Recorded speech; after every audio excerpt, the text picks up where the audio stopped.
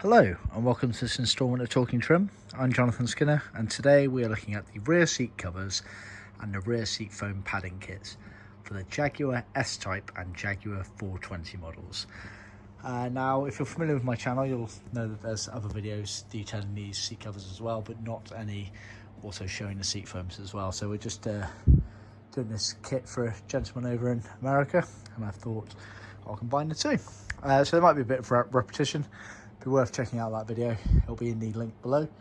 Worth checking out the description below as well, as there'll be potentially information that I've overlooked in this video, as well as lots of useful links to similar videos showcasing the parts and other parts that you might require for your Jaguar S-Type and Jaguar 420s, and also some useful links to our website and handbook blog area showcasing how we do things as a business. We're very proud of the way we do things. It's very different, and it's what's given our company the reputation it's got, and almost 50 years now been making the best kits in the world, so be sure to check that out.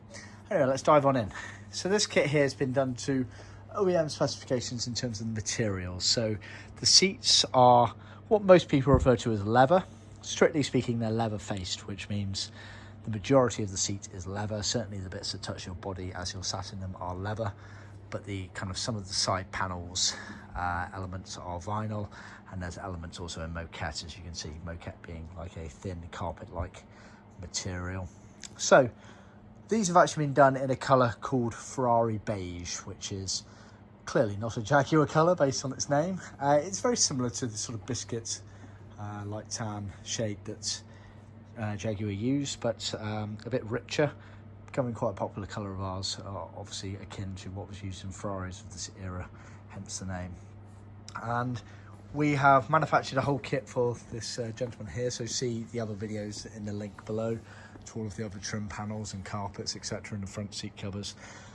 And so these are the set of the rear seats. Now the rear seat covers include obviously a cushion base and a backrest cover there, and it also includes the armrest and loose materials for around the armrest, as well as a strip of piping, which I'll get to. Just to show you in a book, we're talking about these parts here. So they're quite formed seats, as you can see around the sort of horseshoe surrounds, etc.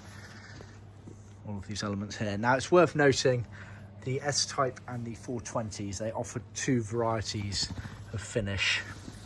You had this kind of embossed, often referred to as perforated finish on the pleats, the flutes, or you had them plain. This particular version has been done embossed, as you can see, but we can also offer plain. Plain meaning that they literally just would not have that pattern embossed onto them, so just bear that in mind.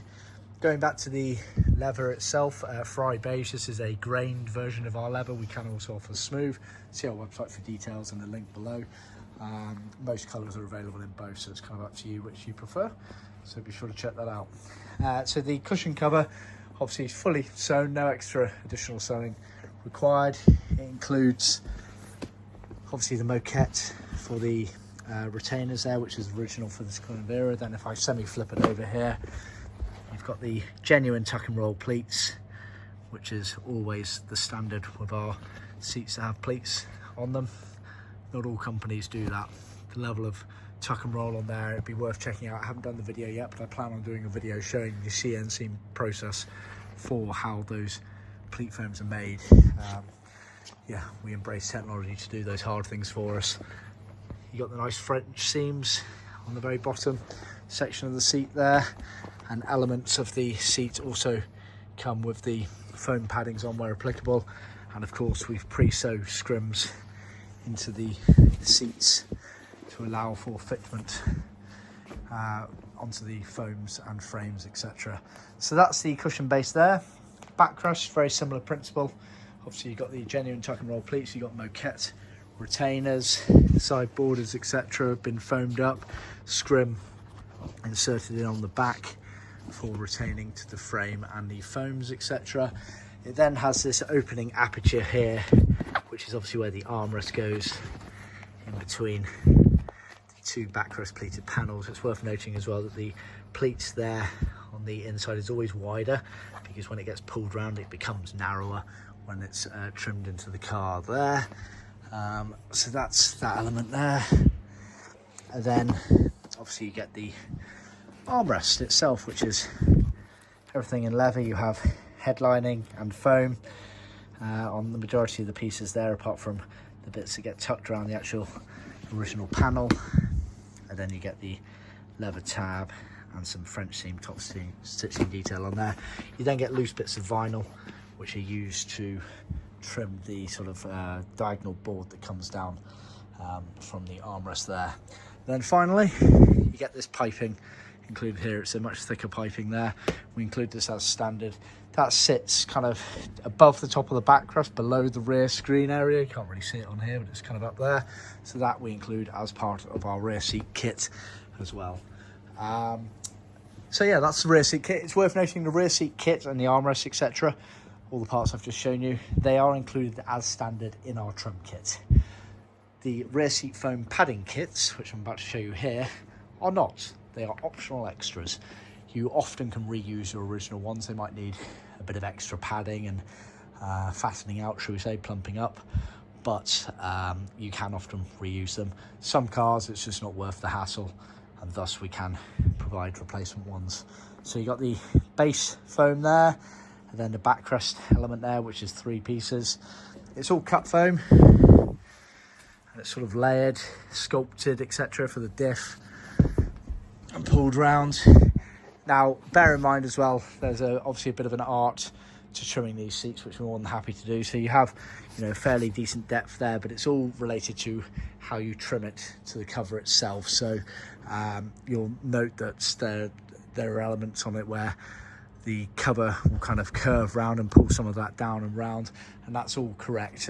It's hard to kind of describe without the framework here to show you, but do see the link below, as I have got some videos showing some fully trimmed up versions of these on the frameworks. But yeah, just rest assured, we know what we're doing. We use the same patterns and have done for decades now. So if you have any questions, either yourself or your professional trimmer, just get them to contact us before they go changing anything that doesn't need changing. Sometimes it's a bit of a, should we say, a jigsaw or a puzzle that's not particularly obvious unless you know these cars inside out and have been doing them day in, day out like we have. So just bear that in mind, here to help. But yeah, so the backrest foams as well, pretty obvious obviously. That's the main horseshoe surround. Then you get effectively 2 sections there for the pleated panel sections. Obviously the scrim gets sort of pulled down and tucked around into it all, whereas the scrims for, say, the cushions there are more tabbed and glued down in place to add that definition that you see in the photo in that book that I showed you. So this is why scrims and whatnot are included on these seats here, so they get sort of pulled down and glued to add that definition when the rest of it sort of curves up and round these elements of the foam there. So similar but different approaches taken on the cushions and the backrest because of the way that they are trimmed in terms of the scrims, and whether they sit sort of anchored into the foam or actually through the foam, if you follow. So yeah, I think that's a fairly quick and brief overview of it. But yeah, like I say, seat covers are sold as a set like that. Seat foams are sold as a set like that. Seat covers are included in our trim kits. Seat foams are not. They are an optional extra. So bear that in mind. Obviously worth noting as well, I really try to get across in these videos, the reason why I do these videos is to showcase our quality. That's John Skinner's quality. Don't be fooled into thinking that all the other companies out there offer the same products. They might call them the same things. They may say that they're in the same basic core materials, which of course they are, but that's where the similarities end. We manufacture quality, and we work to very high levels of workmanship, and it's shown and proved, and this is why I do this YouTube video, to show and prove that. Don't be fooled by cheaper prices and quicker lead times. You only do this job once, do it right. Anyway, enough on that. I hope you've enjoyed that. Thanks for tuning in. Please remember to like, subscribe and share with other classic car enthusiasts, and be sure to tune in next time.